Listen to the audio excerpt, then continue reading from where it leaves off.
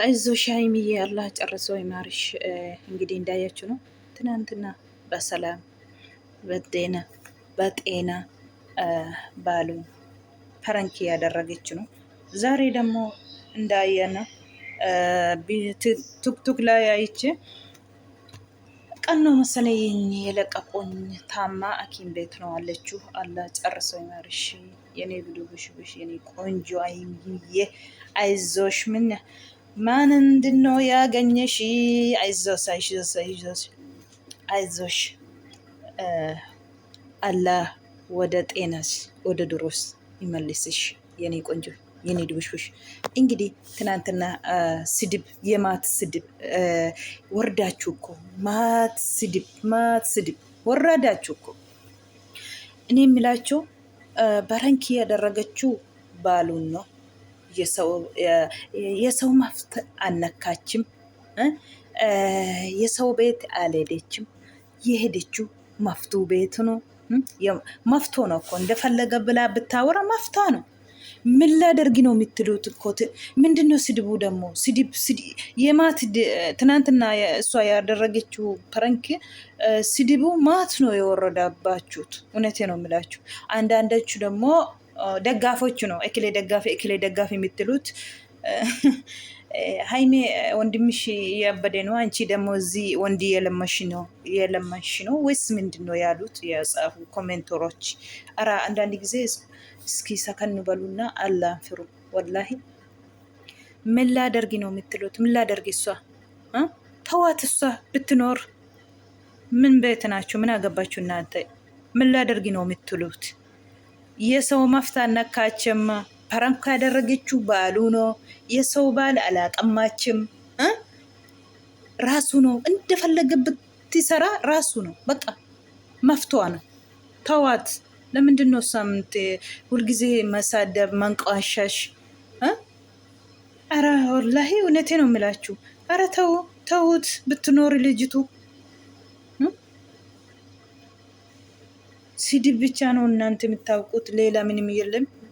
ሰው በቃ ኒንጃ። አንዳንድ ጊዜ እውነቴ ነው የምላችሁ። ማን ቤት ናቸው? ምን አገባችሁ? እንደፈለግ ብላ ብታደርግ ብትስራ ምን አገባችሁ? ባሉ ነው ፕራንክ ያደረገችው፣ መፍቷ ነው። አውዙ ቢላህ ምን ሸጣን ረጂም። አይዞሽ ሀይሚዬ እንግዲህ አላህ ጨርሶ ይማርሽ፣ ወደ ቀድሞ ይመልስሽ፣ ወደ ነበረሽ ቦታ ጤናሽ ጥሩ ላይ ደርሶ ትመልሳለሽ ብለን እናስባለን። እንግዲህ አይዞሽ የኔ ቆንጆ የኔ ዱብሽቡሽ። አኩም አርግተኒ ጋ አሰላሙ አለይኩም ወራህመቱላሂ ወበረካቱ። እሸማ ሀርከፉኒ እመተቃሌ መጠቀሽቲ እንዴት ናችሁ? ሰላም ናችሁ አላችሁ ወይ? መቴናል አኩም አርግተኒ ጋ ሀይሜን ዱኩብሰቴ ከን ጀደኒ አካ አርጋ ጅርተኒ ጋ መነኪሚ ጅርቲ ጀቹudha. Dhukkubsattee rabbiin ishee fayyisu, aafiyaa isheetti rabbi ishee deebisu jenna. Dhugaa rabbii kaleessa parankii isa isheen abbaa manaa isheerratti parankii hojjette arrabni kana fakkaatu maatii arrabni koo inuma baqa inuma lafaa kaasanii arrabaan jechuudha. Dhugaa rabbii ጊዜ tokko nama dhibduuni parankii angoote abbaa manaa isheeti, mana namaa hin deemne maftii isheeti. Waan addisii miti, waanuma dura parankii gochaa turte parankii goote jechuudha. Yoo gootes immoo durayyuu gochaa turteetti, amma immoo maftuu no abbaa manaa isheeti, abbaa warraa isheeti. Wanti ishee leessisuu hin jiru. Akka barbaadde goote parankii gochuun mirga qabdi jechuudha. Wanti nama jala deemtanii haamilee namaa dha'utanii fi dhugaa rabbii obboleessi kee maraatee jira, ati asii dhiira kadhatta, ati asii dhiira lammantaa, asii fataa jetta. Yaa abashaa dhugaa rabbii baay'ee tokko nama gaddisiistu wallaahi laazi. Akkanaan ija kaleessa dhootanii narra sireetti gashitanii mucaa dhugaa rabbii hin tufneefi jechuudha. Argitanii waraantanii nama dhugaa rabbii ija abashaan kun ጊዜ tokko waraanee nama kaasabbo waraananii kaasanii mucaa akkasiin mana kiimitti gashane dhugaa rabbii. waan parankii goote waan dura gochaa turte har'a addisii miti. Abba immoo abbaa manummaaf abbaa warrummaaf abbaa manummaa walii beekamanii isaati durayyuu gochaa turte malta addisiisin godhe jennaan kana haamilee dha'uuf fiidduu akkasitti jedhe dhugaa rabbi. Nama gaddisiistu dhugaa rabbi. Yoo namni dogongore gizee tokko dogongore illee otoo nama gorsitanii otoo irraa deebi jettu ta'e bareedaadha bara. Akkuma dhuftaniin haamilee lama dhabdu rabbi sinaa qe'ee jedhu dhugaa rabbi. Akana mucaa mana kiimitti gashitanii hin tufnee fi ija hamaatiin dhootanii ilaalaa argitanii dhugaa rabbi. Basha. Yoo ol nama fuutan waa biraa yoo achi gad nama buuftanillee waa biraa samaayitti ol nama kaastanillee maashaa Allah yoo achi nama kuffistanillee yaa salaam. Maalumaaf iyyuu hamiyyee rabbi isaa fayyisu siin jenna fayyaa keetti rabbi deebisee saa deebisu bakka duraa fayyaa keetti siin jenna. Baay'ee tokko nulfaata jechuudha dhugaa rabbi maaliif namni taphatee haasa'e gizee san dabarfatu jechuudha. Yoo dogongores namni ilmi namaa dogongora tokkitti afaan tokkorra nama hin darbanii jechuudha. Dhugaa rabbi dhaanii nama kuffisuuf fiiguu jechuudha dhugaa. Ilmi namaa akkoo hin dogongora. Yoo dogongoranii irra namaa darbu waanuma jiru. Akkuma wantini akkuma achii gadi akkuma roobni achii gadi roobu namatti roobu yoo achii naggan namatti jedhani jechuudha. Arrabaatiin dhugaa rabbi. Xiqqeeffadhaa dhugaa rabbi. Nama dhugaa rabbi maal ibboon jedheen maal akka kanaan taa'ii ka'i jettanii maal godhaa jettu qoy fakkeenyaaf parankii yoo goote abbaa manaa ishee irratti goote jaarsa namaan fudhannee fireendii namaan qammaanee fireendii isheetii akka barbaadde jettee isheen koo of eeddee of maatii ishee kabajjee of kabajjee sadara dhaattee qoba dhaatteeti bara dhugaa rabbi yoo dhugaa dubbadhu jettan immoo yoo dhugaa dubbannate immoo jechuudha. Kanaafuu nama xiqqeessuuf haamilee nama dha'uuf hin fiigina. Namni nama dogongora yoo dogongora illee nama gorsuun bareedaadha. Maalumaafuu rabbi si'a fayyisu siin jenna haamiyyee fayyii ka'i. Nama tufaa isin nama dhayina akkasitti nama dhayina dhugaa rabbi a'uuzu billahi minash shayxaanir rajiim dhugaa arraba kaleessaa bar arrabsamte viidiyoo kaleessaa irratti laa ilaaha illallah እሷ እኮ ባሉ ነው እንደፈለገ ብላ ብታሰራም ባሉ ነው መፍትሄ ነው። እኔ እንጃ አንዳንድ ጊዜ እንዴት ነው የምታስቡት? እሷ እኮ የተከበረች ራሱን ተከብራ ማንነቱን ተከብራ ቤተሰቡን ተከብራ የኖረች ሴት ናት። ጀና ሴት ወላሂ ጀና ሴት ናት እሷ። እንደሱ እኔ እንጃ ምን ላደርግ የምትሉት እናንተ እኮ እሷ የሴቶች ምሳሌ እናንተ ምሳሌ ነው። እሷ ጀና እንዳያችሁ ነው። ጀና ሴት አንድ ቤት ከወንድ ጋር ኖራ ማንነቱ እያስከበረች የኖረች ሴት ናት። እውነቴ ነው፣ የምሬን ነው። እንደሷ እኔ እንጃ እኔ እውነት ቃላት ያጥረኛል እሷን እንደዚህ ሲያስብ ራሱ። እውነቴ ነው የሚላቸው አንዳንድ ሰዎች እንደዚህ ሲያወራ እነሱ እኮ ውሸት ናቸው፣ አንቺ ደግሞ ብታወሪ እንደ እውነት አድርገሽ ነው፣ እነሱ እኮ ድራማ ያሰሩ ነው፣ ውሸታቸው ነው ያሉ ብዙ ሰዎች አሉ። እኔ ደግሞ አምናለሁ። እውነቴ ነው፣ እንደ ራሴ ነው ምናምን ወላሂ። እሷ ጋር ማን የት አለ እስኪ አምጡ እስኪ አንድ ቤት ኖር ወንድ ጋር እስካሁኑ ቆየት የት አይታችሁ ታውቃላችሁ? እሷ እውነቴ ነው የምላችሁ ከሴቶቹ ጋር አትወዳደሩ። እሷ ጀና ሴት ናት። ዛሬም ጀና ነው፣ ነጊም ጀና ሴት ናት። አንበሳ ናት። ብርቱ ሴት፣ የኮራት ሴት። እውነቴ ነው የምላችሁ። ስለዚህ ስድባችሁ ብትቀንሱ ጥሩ ነው። ሰደባችሁ ምንም አታመጡም። እስኪ እንዳያችሁ ነው ትናንትና እንደ ሰደባችሁ ነው እንደዚህ ዛሬ ደግሞ ሐኪም ቤት የተኛችሁ እናንተ አይናችሁ አራ እውነቴ ነው። እስኪ ትፍትፋ ባውሉ እውነቴ ነው የምላችሁ።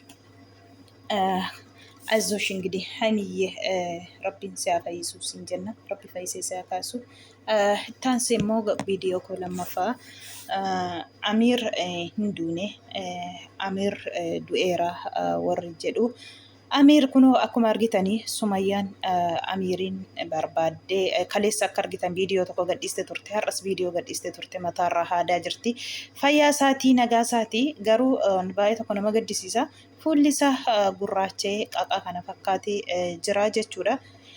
Baay'ee nama gaddisiisa. Innillee nagaa jira lubbuutiin jira jechuudha. Taansee immoo akkuma argitan egaa buuzeenii eddee abrish jiru nageessii obboleessi koo nagaa qabaa.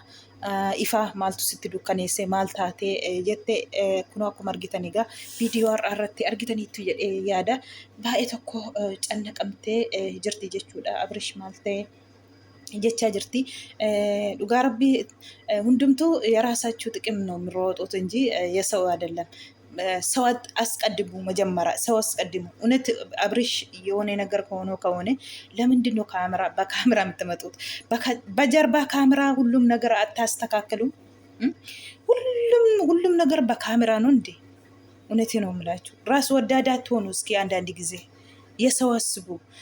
እውነት እሱ ችግር ላይ ከሆነ ለምንድን ነው በካሜራ ጀርባ አታስተካክሉም? ሁሉም ነገር ኩብሰተ ዮቴስ dhuguma akkuma jedhamu itti hojjetama fakkeenyaaf waan lama ruutaan illee habiliitiin itti hojjettee jedhu harmeellallee saayitiitiin itti hojjettee jedhu gara soo dhaqes hojiidha garana yoo dhufes hojiidha jechuudha.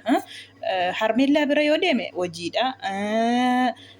Ruutaa bira yoo deemes itti hojjetamee jira waan inni mormatti keewwate dhugaa rabbii faraajii qoraacii otoo ta'uu dhiisne bareedaadha. Maaliif utuu iji keenya hin argin maaliif kana hundaa faranna? Maaliif kana hundaa cakkannee firdii kunnee namarra keessu? Dhugaa rabbiin kutee namarra kaa'a jechuudha. Maaliif iji keenya bira hin jiru waan inni ta'e hin argine. Kanaafuu firdii farduutti hin fiiginaa hundi keessanu. Asillee yoo dhaqee hojiidha jedhama, achi yoo dhaqee hojiidha jedhama. Isaaniif rabbitu beekaa jechuudha. Dhugaa rabbii nuti bira hin jirru baay'ee tokko immoo nama gaddisiisa jechuudha. Kaameraa dhiistanii rakkina Abiraabishii rakkina isaa furuuf dhuguma rakkatee jira yoo ta'e inni kaan reebamee jira. Amma reebamee jira taraan itti furamee reebamee jira cinkii keessa jira jettee kan boosu argee ituubii tokko dhugaa rabbii baay'ee tokko nagarramee jechuudha. Namni jechi yakka ilma namaan ajjeesne lubbuu namaan baasne maa inni kana hundaa reebbitii irra geessise Abirishii irra jechuudha. Namni argee jira gizee inni reebame. Dhugaa gizee tokko xiqimii mataa keenyaaf somne waan hin argine kana walitti finnee wakamne haasa'uun tizibtii mataan isaa dhugaa rabbii. Du'aa jira reebamaa jira reebbitii turra gahaa jira lubbuu isaa haa baraaramu sheernaa godhaa biraan naagaa kan jettu jechuudha. Yeroo hundaa han beekamtu jechuudha. Dhugaa rabbii baay'ee tokko of qoxxoba waan akkasiirraa jechuudha.